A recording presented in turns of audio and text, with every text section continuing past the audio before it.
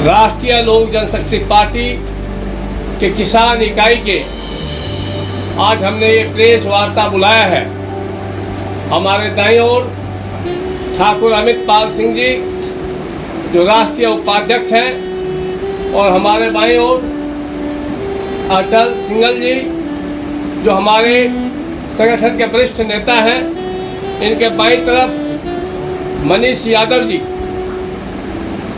वे भी हमारे राष्ट्रीय लोक जनशक्ति पार्टी किसान मोर्चा के राष्ट्रीय उपाध्यक्ष हैं। और हमारे सबसे पुराने साथी संजय दीवाना उर्फ संजय यादव, हमारे छोटे भाई और सगे भाई से भी मजबूत स्तंभ के रूप में पिछले 20 साल से इन्होंने हमारे साथ काम किया है।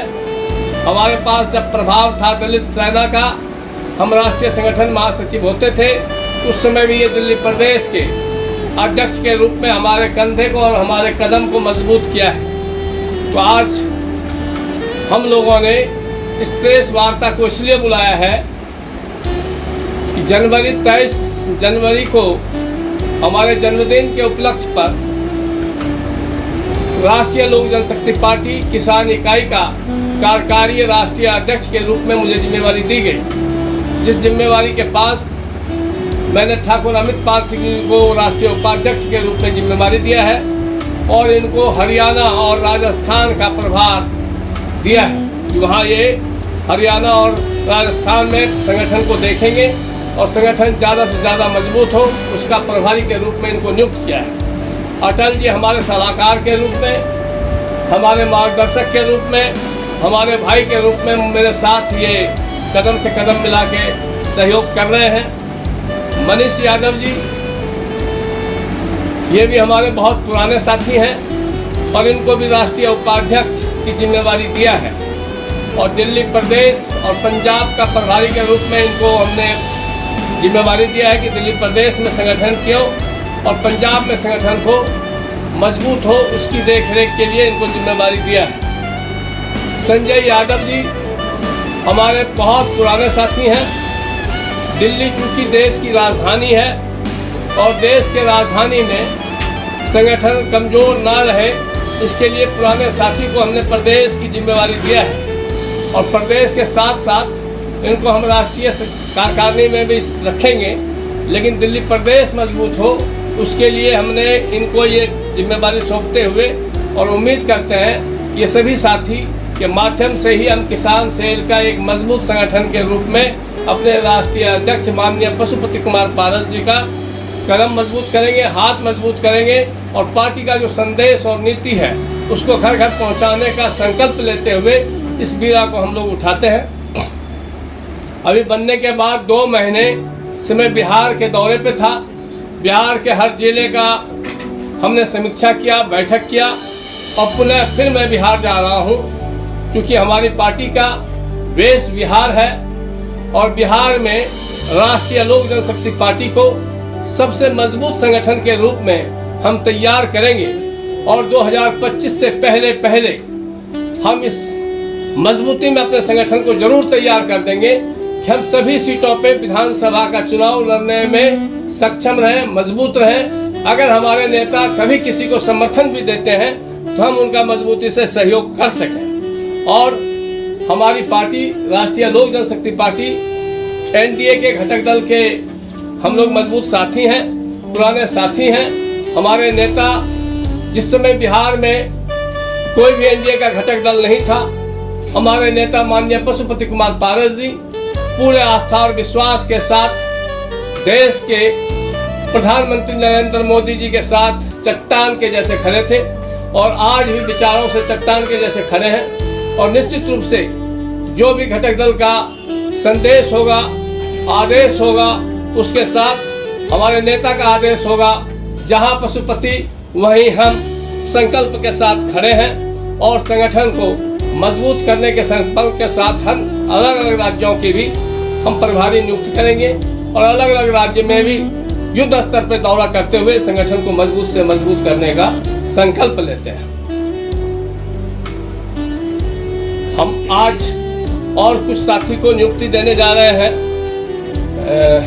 अर्जुन अर्जुन भाटी जी, जिनको हमने जिला फरीदाबाद हरियाणा प्रदेश का जिला अध्यक्ष नियुक्त किया है। साथ ही ओम प्रकाश जी को हरियाणा प्रदेश का हमने प्रदेश सचिव के रूप में जिम्मेवारी दिया है। उनकी नियुक्ति पत्र आज हम अपने राष्ट्रीय अध्यक्ष माननीय पशुपति कुमार पारस जी के हाथों से दिलाएंगे। साथ ही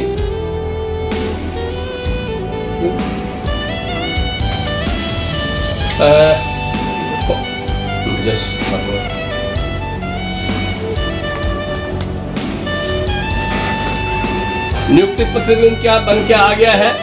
इस सभी साथी को अपने, क्योंकि हमारे राष्ट्रीय अध्यक्ष आज यहीं हैं दिल्ली में, तो इसलिए उनको भी आज दिलाएंगे। ओम प्रकाश जी को जिला अध्यक्ष नियुक्त किया जाता है और आदरणीय यशविंद्र प्रताप सिंह जी, इनको भी हम लोगों ने प्रदेश उपाध्यक्ष के रूप में जिम्मेवारी दिया है। तो लोकेशन भी बता दें। हरियाणा प्रदेश। और दिल्ली प्रदेश अध्यक्ष पद की जिम्मेवारी संजय दीवाना जी को दिया है। ये भी विराजमान है।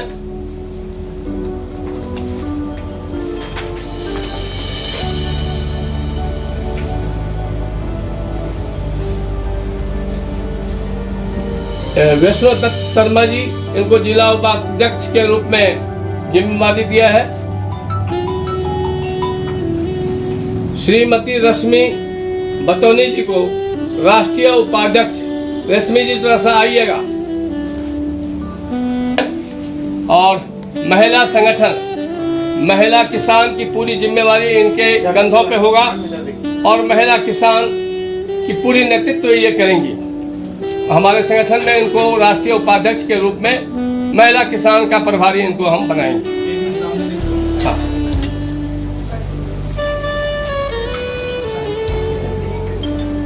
ठीक है, अभी मंत्री जी से जुड़ा। ठीक है। अर्जुन भाटी जी को जिला अध्यक्ष फरीदाबाद किसान मोर्चा की जिम्मेवारी हम लोगों ने दिया है। अर्जुन भाटी हरियाणा प्रदेश फरीदाबाद जिला का जिला अध्यक्ष नियुक्त करते हैं और इनसे संगठन बहुत ही उम्मीद रखती है कि पूरे फरीदाबाद में इन्होंने किसान का एक बहुत मजबूत संगठन तैयार करेंगे। उसमें जहां भी जो भी सहयोग होगा, उस सहयोग के लिए मुझे जिस भी स्तर पे बुलाएंगे, आपका कार्यकर्ता के रूप में आपके संगठन को मजबूत करने के लिए आपके साथ कदम से कदम मिला के चलेंगे। ऐसे मजबूत किसान जब प्रदेश के उपाध्यक्ष होंगे तो निश्चित रूप से मुझे लगता है किसानों का एक मजबूत संगठन बनेगा। ये केशव रावत जी, ठीक है, ये हरियाणा प्रदेश से हैं और प्रदेश के आदरणीय श्री वैष्णो दत्त शर्मा जी बहुत अनुभवी, बहुत समझदार और हम लोगों के अभिभावक और गार्जियन के रूप में भी हैं। और ये है पंजाब से, लेकिन फरीदाबाद जिला अध्यक्ष के साथ उनका मार्गदर्शक बनकर के उपाध्यक्ष के रूप में जिला अध्यक्ष को अपने अनुभव से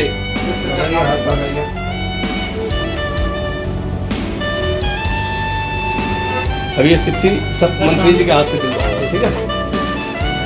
इनको किसान प्रदेश का उपाध्यक्ष, हरियाणा प्रदेश में उपाध्यक्ष की जिम्मेवारी दिया है। ये जितने जमीन से ऊपर दिखते हैं उतना ही जमीन से नीचे भी है। यशविंदर प्रताप सिंह। और अब हमारे ओम प्रकाश जी को हरियाणा प्रदेश में सचिव की जिम्मेवारी दिया है और उम्मीद रखते हैं कि इनसे भी संगठन को एक बड़ी ताकत मिलेगी। संजय दीवाना, आइए। आपने प्रदेश अध्यक्ष के रूप में पहले भी मुझे बहुत मजबूत किया है। ये जो मैं बोल पाता हूँ ये आप ही का संजय जो होता है दूरदर्शी होता है। आइए, हमारे राष्ट्रीय महासचिव राष्ट्रीय महासचिव जी संजय सराफ जी, जरा ये चिट्ठी उनको दीजिए, संजय दीवाना जी को। आप दोनों एक ही नाम राशि हैं। आप पीछे हो जाओ, इसमें से निकालिए। संजय भाई हमारे राष्ट्रीय महासचिव और राष्ट्रीय प्रवक्ता संजय सराफ जी, राष्ट्रीय लोक जनशक्ति पार्टी। इसमें आप पार्टी का गठबंधन एनडीए के साथ था, क्या आप अकेले चुनाव लड़ेंगे या अभी किसी एनडीए के साथ राष्ट्रीय लोक जनशक्ति पार्टी का सबसे पुराना संगठन है और गठबंधन है। बिहार में जिस समय कोई भी घटक दल में नहीं था, उस समय एनडीए के साथ चट्टान के जैसे हमारे राष्ट्रीय लोक जनशक्ति पार्टी और हमारे राष्ट्रीय अध्यक्ष माननीय पशुपति कुमार पारस जी सभी तरीके से वैचारिक रूप से सैद्धांतिक रूप से चट्टान के जैसे खड़े थे और आज भी खड़े हैं और कल भी खड़े थे। हमने कभी भी एनडीए से नाता नहीं तोड़ा है और एनडीए के साथ शुरू से आज तक ईमानदारी और आस्था के साथ हैं और रहेंगे। आपने नियुक्तियां करी, तो चुनाव को भी लेकर ये लोग एनडीए के साथ ही रहेंगे या कुछ? जब हमारी पार्टी के एक एक कार्यकर्ता, हमारा नेता जहाँ है वहीं पार्टी का एक एक कार्यकर्ता खड़ा है और पूरे देश में हमारा संगठन है। अनेक राज्यों में, सभी राज्यों में, देश के अलग अलग राज्य में भी हमारे संगठन मजबूती से खड़े हैं और हमेशा से हम लोग संगठन विस्तार के लिए कार्य करते रहते हैं। उसी कड़ी में आज भी हमने संगठन को विस्तार किया है और जहां हमारा नेता खड़ा है, पूरा संगठन पार्टी का और दलित सेना का पूरे आस्था और विश्वास के साथ हमारे नेता के साथ और एनडीए के साथ खड़े हैं। राज्यवादी 2024 में कितने उम्मीदवार? कश्मीर से लेकर कन्याकुमारी तक एनडीए का जहां पर भी हमारा कोई भी कार्यकर्ता, जितने भी पार्टी के कश्मीर से कन्याकुमारी तक हमारा कैडर है, वो पूरा कैडर एनडीए के हर एक गठबंधन दल का हो, भाजपा का हो या एनडीए का, जहां जहां गठबंधन हो किसी भी स्टेट में, जो भी कैंडिडेट होगा उसको जिताने का काम करेंगे। और एनडीए के साथ में मोदी जी के नेतृत्व में 400 पार की जो बात है, उसे 400 पार के लिए काम। हरियाणा जो विधानसभा चुनाव होने वाले हैं उसमें क्या भूमिका होगी? अभी जो लोकसभा की चुनाव हो रही है और लोकसभा के चुनाव में हम लोग मात्र एक सीट की बात नहीं करते हैं, हम लोग कि 2, 4, 5 सीट की या बिहार की बात नहीं करते हैं। पूरे देश में एनडीए जहां से चुनाव लड़ रही है, हर जगह एनडीए के साथ हम लोग हैं और एनडीए के उम्मीदवार को हम लोग राष्ट्रीय लोक जनशक्ति पार्टी अपना उम्मीदवार मानती है। संजय जी, एक महारैली आज हुई है इंडिया गठबंधन की, क्या लगता है 2024 में कितना फर्क पड़ने वाला है? क्योंकि महारैली है और उनका ये कहना है कि इस महारैली से देश के 2024 के चुनाव में बड़ा प्रभाव पड़ने वाला है प्रधानमंत्री नरेंद्र मोदी पर और एनडीए पर। एनडीए की ऐसी बहुत रैलियां हर स्टेट में हो रही है। इनकी महागठबंधन ही महाठगबंधन की रैली है। कौन किसके लिए रैली निकाल रहे हैं? जो एक चोर बोलना नहीं चाहिए, अनपार्लियामेंट्री लैंग्वेज नहीं है, बट पार्लियामेंट्री, क्योंकि जेल में जो है एक के साथ एक फ्री, हर कॉलेज के बाहर, स्कूल के बाहर, मस्जिद के बाहर, मंदिर के बाहर जिसने शराब के ठेके खोलने का काम किया, जो आज तक दिल्ली में पिछले 70 साल से नहीं हुआ, इसमें कोई शक नहीं है। शीला जी को माइनस कांग्रेस करके शीला जी ने जितना काम किया, उस काम को पूरा इसने शराब के ठेकों में बांट दिया। तो जिसने ये काम किया उसके लिए अगर ये लोग रैली निकाल रहे हैं, तो उस रैली को आप खुद देख सकते हैं। दिल्ली की जनता भी और देश की जनता देख रहे हैं इन सब चीज़ों से। और ये ऑनरेबल सुप्रीम कोर्ट के आर्डर्स, ये हर वक्त कहते हैं बीजेपी ने बंद किया। बीजेपी क्यों बंद करेगी? हाई कोर्ट है, सुप्रीम कोर्ट है, कॉन्स्टिट्यूशन है हमारा कंट्री का। ये ऑनरेबल सुप्रीम कोर्ट के वहाँ पर भी गए थे, वहाँ से। और पहली बार ऐसा हो रहा है देश में, पिछले 75 साल में पहली बार ऐसा हो रहा है कि एक जेल में बैठा हुआ पॉलिटिकल लीडर जो कल तक कहता था अगर किसी के ऊपर कोई आरोप होगा तो हम लोग को आरोप देखने से पहले, उसका रिजल्ट निकलने से पहले वहां से निकलना चाहिए, उसको छोड़ना चाहिए, ये आरोप लेकर बैठा है। 100 करोड़ से प्लस पैसा लेकर बैठा है और गवर्नमेंट नहीं छोड़ रहा है। चीफ मिनिस्टर से साइड में नहीं आ रहा है, लालू जी की तरह अपनी बीवी को नहीं आगे ला रहा है। जेल से सरकार चलाने की बात कर रहे हैं। जेल से कितनी बार सरकार चलाएगा? देश इसको बाहर करेगी। पर्टिकुलरली दिल्ली प्रदेश में, दिल्ली में सब लोग इंटेलेक्चुअल है, सब लोग पढ़े लिखे हैं और पूरा देश दिल्ली में रहता है। ये मेट्रोपॉलिटन सिटीज़ है, चाहे दिल्ली, मद्रास, कलकत्ता, बॉम्बे है, इसमें पूरा देश रहता है। हर स्टेट का साथी रहता है। दिल्ली में पार्लियामेंट है, दिल्ली में लोकसभा, जो भी पूरे देश से 543 MP आते हैं तो वो दिल्ली में बैठते हैं। इसलिए दिल्ली को सब पता है, दिल्ली में सब समझते हैं लोग। सर, जो भ्रष्टाचारियों को बताता था, उजागर करते थे, वही आज उनकी रिहाई के लिए रैली कर रहे हैं। तो जिस कांग्रेस को भ्रष्टाचारी बताते थे केजरीवाल सरकार बनाए, उन्हीं को आज 5,000 पन्ने लेकर ये आता था बाहर, ये शीला दीक्षित का पेपर है, ये उसका पेपर है, इसको जेल बनाएंगे। किसको बना रहा है जेल? तो खुद सबसे बड़ा करप्ट तो ये निकला। कम से कम आज तक जो भी करप्शन हो गया है, किसी ने भी देश के युवा के साथ, देश के यूथ और नौजवान के साथ करप्शन नहीं किया। इसने जो करप्शन की, इसने ड्रग देने का काम किया। पंजाब में चला गया, वहाँ का ड्रग माफिया को ख़त्म करूँगा, 10 टाइम्स ड्रग बढ़ा, मिलिटेंसी क्रिएट हो गई पंजाब में।